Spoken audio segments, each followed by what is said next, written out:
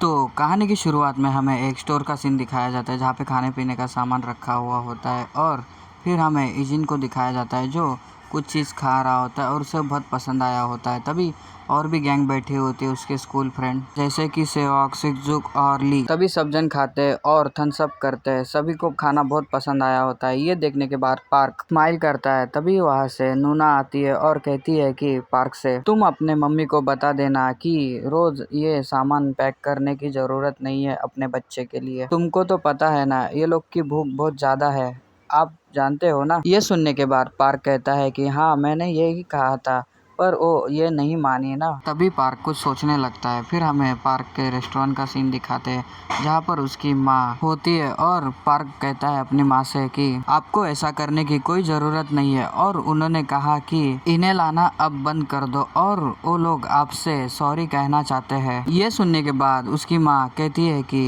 वो तुम्हारे फ्रेंड है और तो उन्हें ये आवश्यकता नहीं है कि सॉरी बोलने की, और तो ये वो लोग नहीं खाते तो ये अलग कहानी होती, लेकिन उन्होंने इसे खा लिया है ना। ये सुनने के बाद पार्क स्माइल करता है और कहता है कि हाँ आपने सही कहा है। पार्क की मम्मी पार्क से कहती है कि यदि तुम नहीं जानते कि इन दिनों तुम बहुत खुश लग रहे हो, इससे पता चल जाता है कि ये सब कुछ तुम्हारे फ्रेंड के वजह से है। ये सुनकर पार्क अपने मम्मी के पास देखता है और फिर उसकी मम्मी थैली में पैक करते हुए कहती है कि मैं इसके अलावा तुम्हारे लिए और कुछ भी नहीं कर सकती बेटा। इन दिनों तुम्हारा चेहरा देखने के बाद मुझे तुम्हारे फ्रेंड के लिए और भी कुछ करने की इच्छा हो जाती है। तभी उस खाने को पार्क की माँ पार्क को देती है और तभी अपना पार्क उस सोच में से वापिस आता है और स्माइल दे के कहता है कि मेरी माँ ने ये कहा कि वो तुम लोग की देखभाल करते हुए बहुत खुश है। ये सुनने के बाद सभी चारों जन पार्क को देखते हैं। तभी यूना स्माइल करते हुए कहती है कि पार्क अपनी माँ को बता देना कि हम लोग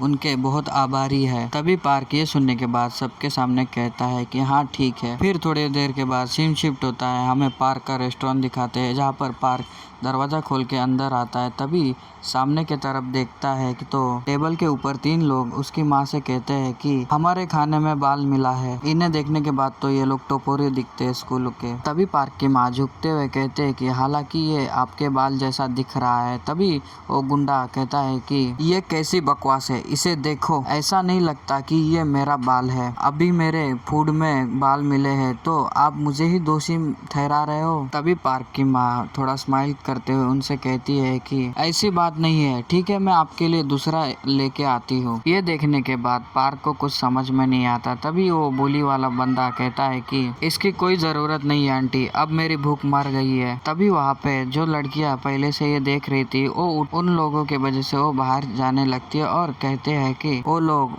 फिर वैसा ही एक्टिंग कर रहे हैं जैसा उन लोग ने पिछले बार एक्टिंग किया था। अपनी ये बात पार्क सुन लेता है और फिर वो लोग आगे कहते हैं कि पिछले बार भी वो ऐसा जानबूझकर ही कर रहे थे। तभी बुली के पास दिखाया जाता है। बुली कहता है कि क्या आंटी मैं आपका दूसरा मेन्यू देख सकता हूँ। तभी पार्क की माँ कहती है कि हाँ बिल्कुल। ये सुनने के बाद वो तीनों बुली लड़के बोलते हैं कि मैं भी देख लेता हूँ। तभी दूसरा वाला भी कहता है कि आइए मेन्यू देखते हैं।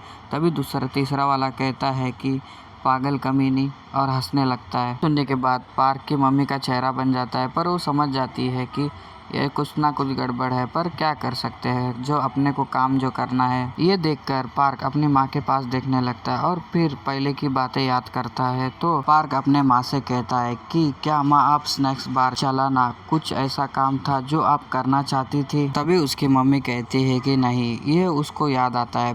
फिर उसकी मम्मी कहती है कि मैं ये नहीं चाहती थी, बस मैं ये चाहती थी कि तुम्हें अच्छे से पालना। फिर पार्क गुस्से में उनके ओर भागने लगता है और कहता है कि तुम ये क्या बकवास कर रहे हो। और फिर ये आवाज़ सुनने के बाद वो तीनों बुली पार्क के तरफ देखते हैं और फिर उसकी माँ भी देखती है कि पार्क भागे जा रहा है। फिर सीन शिफ्ट होता है। हमें हॉस्पिटल को दिखाया जाता है और फिर हमें सलाइन बॉटल को दिखाया जाता है, किसी को लगी होती है। तुम्हें पता है कि कौन एडमिट होता है। तभी देखते हैं आप पार्क को। पार्क जो बुरी हालत में बेड पे गिरा होता है। तभी उसकी माँ अपना हाथ उसके हाथ पर रखते हुए और फिर रोने लग जाती है और अपने इजिन को दिखाते हैं जो बाहर हॉस्पिटल के बैठा होता है रूम के बाजू में नूना और ली और सेओक बैठे हुए होते हैं। तभी सुकजुक वहाँ पे आके कहता है कि मैंने इस पे गौर किया है। तभी ली गुस्से में उठता है और कहता है कि तो फिर क्या हुआ है। तभी सुकजुक कहता है कि ऐसा लगता है कि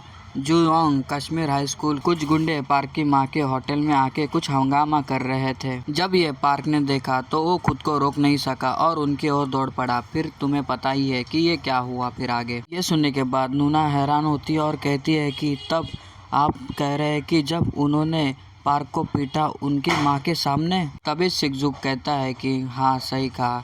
फिर इजिन को दिखाते हैं जो ये सुन रहा होता है। तभी ये सुनने के बाद ली तो बहुत गुस्सा होता है और सेओक भी बहुत गुस्सा होता है। तभी सुकजुक आगे कहता है कि मैंने ऐसा सुना है कि ये पहली बार उन लोगों का हरकतें ऐसी नहीं थी, उन्होंने ये पहले भी किया था। हालांकि मैंने भी ये सुना है कि तरह तरह के हंगामा कर रहे थे और फूड में कीड़े और बाल डाल रहे थे और खाने का पैसा भी नहीं दिए बिना ही चले जाते थे। तभी ली गुस्से में ये कहता है कि तो क्या ये पूरी तरह से जानबूझकर नहीं किया है? क्या ये सेंस नहीं बनाता? ये फिर एक बार नहीं बल्कि बार बार होगा। ये सुनने के बाद सुकजुक कहता है कि लॉजिकल रूप से इसका कोई मतलब नहीं निकलता, हालांकि इसका कोई सबूत नहीं है। इसके अलावा क्योंकि वो पास के स्कूल के स्टूडेंट थे, यह पार्क की माँ नहीं जानती थी कि यह मामला इतना आगे बढ़ जाएगा, इसलिए उन्होंने उन्हें मनाकर वहाँ से भगा दिया। ये सुनने के बाद सभी लोग सुकजुक के पास देखने लगते हैं। तभी सुकजुक आगे कहता है कि समस्या यह